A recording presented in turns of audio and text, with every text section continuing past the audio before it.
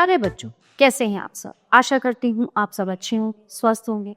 स्वागत है आपका इस कक्षा में। आइए आज हम पढ़ते हैं व्याकरण का पाठ 22 अपठित बोध, अनसीन कॉम्प्रिहेंशन, यानी कि जो पद या जो पैराग्राफ या जो अनुच्छेद हमने नहीं पढ़ा उसके बारे में यहाँ चर्चा। उसे हम पढ़ा होता है, फिर उसमें से हमें कुछ प्रश्नों के उत्तर देने होते हैं। तो आइए जानते हैं। आपठ इति, अपठित अर्थात जो पहले ना पढ़ा गया हो। गद्यांश अर्थात गद्य का भाग, ऐसे गद्यांश जो पाठ्य पुस्तक के न हो अपठित गद्यांश के अंतर्गत आते हैं। ये किसी कहानी, निबंध, लेख, जीवनी आदि के अंश हो सकते हैं। इन पर आधारित प्रश्न हल करने के लिए दिए जाते हैं, जिससे छात्र के अर्थ ग्रहण, मौलिक चिंतन तथा पढ़कर स्वयं हल ढूंढने की क्षमता का विकास होता है। अपठित गद्यांश पर आधारित प्रश्नों को हल करते समय निम्नलिखित बातों का ध्यान रखना चाहिए। गद्यांश को 2-3 बार ध्यानपूर्वक पढ़ना चाहिए, फिर प्रश्नों को पढ़िए और उनके उत्तर दीजिए। कुछ अपठित गद्यांश तथा उन पर आधारित प्रश्नोत्तर। युवा शक्ति किसी भी देश का प्राण और भविष्य होती है। जिस देश की युवा शक्ति भटक जाती है, उस देश को अवनति के गर्त में गिरने से कोई नहीं बचा सकता। दुर्भाग्यवश आज भारत की अधिकांश युवा शक्ति दिशाहीन है। अपराधियों की सूची में युवाओं की तादाद अधिक है। लूट खसोट, डाकाजनी, चोरी, बलात्कार, हत्याकांड आदि में अधिकतर युवा वर्ग ही लिप्त पाया जाता है। यहाँ का शिक्षित युवा वर्ग तो दिशाहीन है ही, शिक्षित युवा वर्ग भी दिशाहीन है। वो BA कर बेरोजगारों की लंबी कतार में जा खड़ा होता है।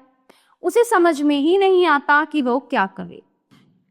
दूसरी ओर उच्च स्तरीय जीवन शैली उसे आकृष्ट करती है। उसे भी महंगे मोबाइल, मोटर कार, बंगले आदि की इच्छा होती है। ऐसी कर्महीन इच्छाएं उसे अपराधों की ओर ढकेल देती हैं। शिक्षा को रोजगार से जोड़कर और पाठ्यक्रम में नैतिक शिक्षा अनिवार्य कर इस दिशाहीनता को काफी हद तक कम किया जा सकता है। तो आप इसको पढ़कर कुछ प्रश्नों के उत्तर हमें देने हैं। उपयुक्त गद्यांश का शीर्षक दीजिए। देश का भविष्य युवा वर्ग। युवा वर्ग कैसी घटनाओं में सम्मिलित पाया जाता है? आजकल युवा वर्ग भटककर लूट खसोट, हत्याकांड, चोरी, डाकाजनी आदि में लिप्त हो रहा है। भारत के लिए दुर्भाग्य की बात क्या है? युवा शक्ति का दिशाहीन होना भारत के लिए दुर्भाग्य की बात है। किसी भी देश की युवा शक्ति के भटकने पर क्या होता है? किसी देश में युवा शक्ति के भटकने पर वो देश अवनति के गर्त में गिर जाता है। युवाओं की दिशाहीनता को कैसे कम किया जा सकता है? शिक्षा को रोजगार से जोड़कर और नैतिक शिक्षा अनिवार्य करके युवाओं की दिशाहीनता को रोका जा सकता है। ठीक है, आगे ये उदाहरण के तौर पर दिए गए हैं, इनको आपको स्वयं पढ़ना है। आगे पढ़ते हैं हम पद्यांश, अपठित पद्यांश। पद्यांश मतलब पद या कवि के। अपठित पद्यांश अर्थात पद काव्य का वह अंश जो पहले पढ़ा हुआ न हो। इसके द्वारा पद्य काव्य पढ़कर भाव ग्रहण करने की क्षमता का विकास होता है।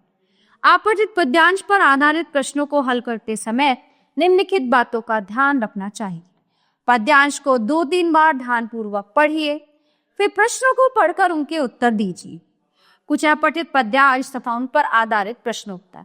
कुछ भी बन बस कायर मत बन, ठोकर मार पटक मत माथा, तेरी राह रोकते पाहन, ले देकर जीना क्या जीना, कब तक गम के आंसू पीना। कुछ भी बन बस कायर मत बन, मानवता ने तुझको सींचा, बहा युगों तक खून पसीना। कुछ न करेगा क्या करेगा रे मनुष्य, बस कातर क्रंदन, अर्पण कर सर्वस्व मनुष्य को, करना दुष्ट को आत्म समर्पण। तो कवि क्या नहीं बनने के लिए कह रहा है? कवि कायर नहीं बनने के लिए कह रहा है। कवि के अनुसार किस प्रकार का जीवन व्यर्थ है? कवि के अनुसार आश्रित जीवन व्यर्थ है।